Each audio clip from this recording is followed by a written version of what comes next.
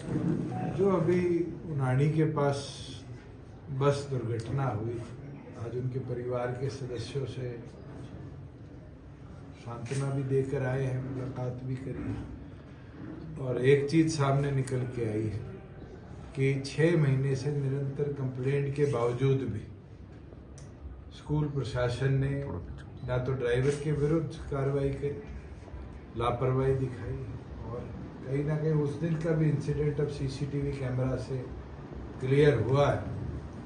उसके बावजूद भी जो मुख्य आरोपी हैं, एक तो इस सोसाइटी के चेयरमैन और दूसरा जो वहाँ संचालन करते थे, कोई सुभाष उनका बेटा है, उन दोनों को अभी तक ट्रेस नहीं किया गया। मेरी एसपी से भी बात हुई और सुभाष और राजेंद्र दोनों मुख्य आरोपियों को पकड़ने के लिए एडिशनल टीम्स भी डिप्लॉय करने के लिए आईजी रेवाड़ी को भी मैं आज कहूँगा, क्योंकि 6-7 दिन होने के बावजूद भी ये जो लोग फरार हैं, जिनको रेगुलर कंप्लेंट्स गई, ये दिखता है कि कहीं ना कहीं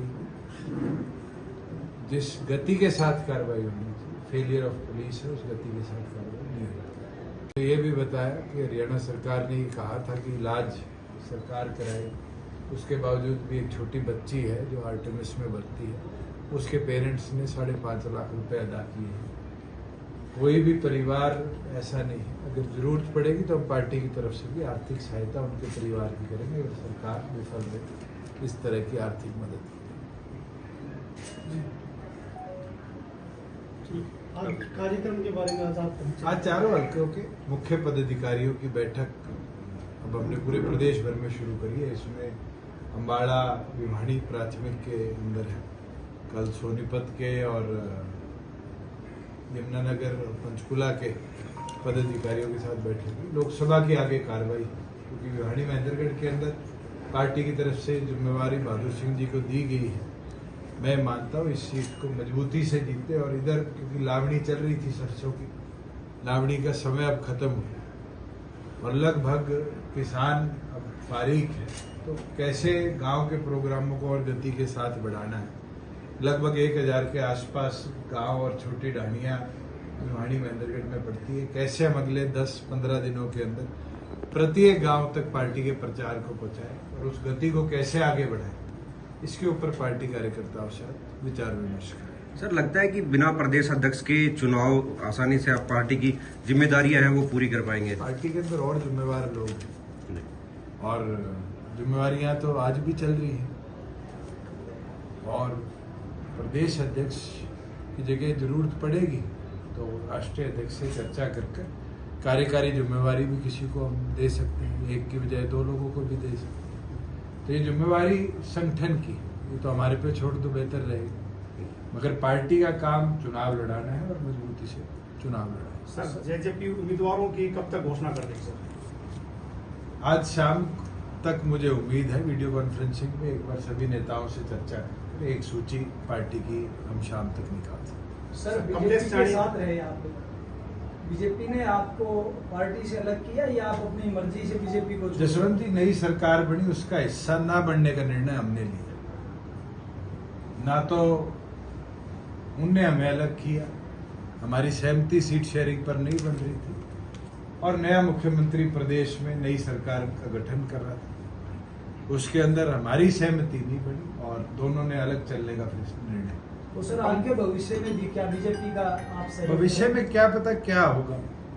आज हमारे 10 विधायक थे, भगवान ऐसे ही मेहनत की ताकत देते रहे तो इसको 45 से ले आए तो हमें किसी की जरूरत ना पड़े, और अगर 2-4 कम रह गए तो शायद कांग्रेस बीजेपी की बजाय और साथियों के साथ मिलकर भी ताकत बढ़ा सके। इन लोगों के साथ भी सर आप मिल सकते हैं? आज के दिन तो मेरे को संभावनाएं नेगेटिव लगती है।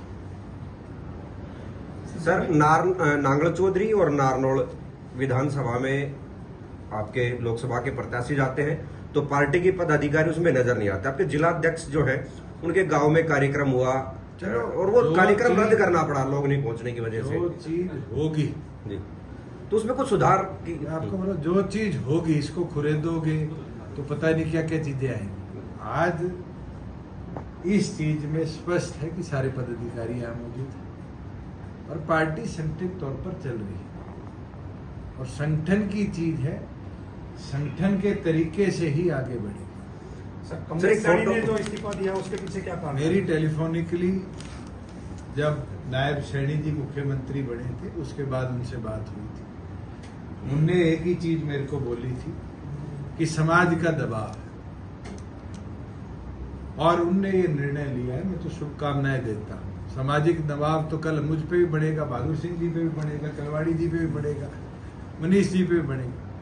राजनीतिक तौर पर काम करने वाले आदमी को इस तरह के निर्णय अगर सामाजिक तौर पर लेने पड़ जाए तो फिर वो राजनीति के अंदर मुझे नहीं लगता कभी कामयाब हो सकता। सर राव बहादुर सिंह की देवीलाल की जो स्मृति, वहां पे अभय सिंह जी के साथ फोटो वायरल हुई थी और बड़ी चर्चाएं को बता कर गए थे, चौटाला साहब से मिलने गए थे, आशीर्वाद लेने गए थे, उनका सहयोग मांगने गए थे और मुझे नहीं लगता कि इससे ज्यादा हमें कोई विचार करने की जरूरत है। कांग्रेस की टिकटों में देरी हो रही है, साथ आपकी भी, तो क्या लगता है कि कहीं नवरात्रों की कही थी, कल आखिरी नवरात्र है, उससे पहले आपके आगे सूची पार्टी की आ रही है। सर विरोध के ऊपर बड़ा दीपेंद्र हुड्डा का भी एक बयान आया था कि भाई इस तरह से विरोध ना किया जाए, वोट का अब देने लग गए बयान की विरोध ना किया जाए जब उनके पदाधिकारियों की फोटोएं दिखने लगी। जो कांग्रेस की स्ट्रेटजी थी, अब कांग्रेस की वो स्ट्रेटजी उनकी पोल खोलने लग गई। आपको पता है डॉक्टर अजय सिंह चौटाला जी का कुंगड़ में विरोध हुआ और विरोध करने वाला कांग्रेस का पदाधिकारी मिला जिसके खुद भूपेंद्र हुड्डा के साथ पोस्टर दिखे। दिवाली के अंदर इसी तरह कांग्रेस और इनेलो के पदाधिकारी मिले। तो ये साफ है, सोची समझी साजिश थी और मैं ये मानता हूँ 4 साल प्रोक्योरमेंट को जितना बढ़िया हमने चलाया, आज आपने देख लिया होगा मंडियों में किसान की हालत क्या है। आज सरसों में मॉइस्चर के नाम का 300 रुपया काटा जा रहा है और गेहूं की तो ये हालत है। बैसवाड़ जैसी मंडी जो चौधरी देवीलाल ने शुरू करी थी, आज उसको बंद कर दिया। इतने परचेज सेंटर पे आज परचेज शुरू नहीं हो, मंडियों में लाइनें लगी पड़ी है, उठान नहीं हो। ये दर्शाता है कि सैनी जी की सरकार का किसान के प्रति कोई पॉजिटिव सोच नहीं है। आज तो चीफ सेक्रेटरी बयान दे देते हैं हरियाणा के कि 72 घंटे में पेमेंट होगी। क्या मुख्यमंत्री की जिम्मेवारी नहीं बनती? और अगर ऐसी हालात है तो मुझे लगता है पंजाब से भी बद हालात हरियाणा के हो जाएंगे 6 महीने के मुख्यमंत्री।